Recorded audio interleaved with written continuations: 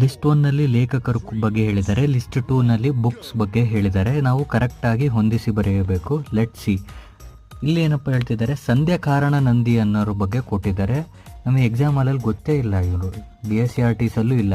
Let see. Bilhana ಬಗ್ಗೆ NCERTಯಲ್ಲೂ ಇದೆ, DSCRTನಲ್ಲೂ ಇದೆ. ಬಿಲ್ಹಣನ ಯಾರು? 11ನೇ ಶತಮಾನದ ಕಾಶ್ಮೀರಿ ಪೋಯೆಟ್. ಓಕೆ, ಇವನು ಚಾಲುಕ್ಯ ರಾಜನಾದ ವಿಕ್ರಮಾದಿತ್ಯ 6 ಅನ್ನು ಕುರಿತು ಹೊಗಳಿರುವ ಕೃತಿಯೇ ವಿಕ್ರಮಾಂಕ ದೇವ ಚರಿತ. ಬಿಗೆ 1 ಇರೋ ಆಪ್ಷನ್ ಮಾತ್ರ, ಆಪ್ಷನ್ 3 ಒಂದೇ ಇದೆ. ಓಕೆ, ಈಸಿಯಾಗಿ ನಾವು ಸೆಲೆಕ್ಟ್ ಮಾಡ್ಬೋದು ಈ ಆಪ್ಷನ್ನು.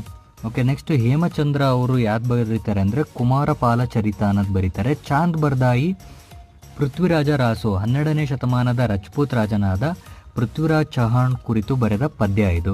ಈ ರೀತಿ ಮ್ಯಾಚ್ ದ ಫಾಲೋಯಿಂಗಲ್ಲಿ ಒಂದಲ್ಲ ಒಂದು ಹಿಂಟ್ ಕೊಟ್ಟಿರ್ತಾರೆ, ನಾವು ಕಾಮಾಗೆ ನೋಡಬೇಕು. ಓಕೆ, ಇಲ್ಲಿ ಬಿಲ್ಹಣದ 1 ಗೊತ್ತಿದ್ರೆ ಸಾಕಿತ್ತು, ಈಸಿಯಾಗಿ ಆಪ್ಷನ್ 3 ಸೆಲೆಕ್ಟ್ ಮಾಡ್ಬೋದಿತ್ತು.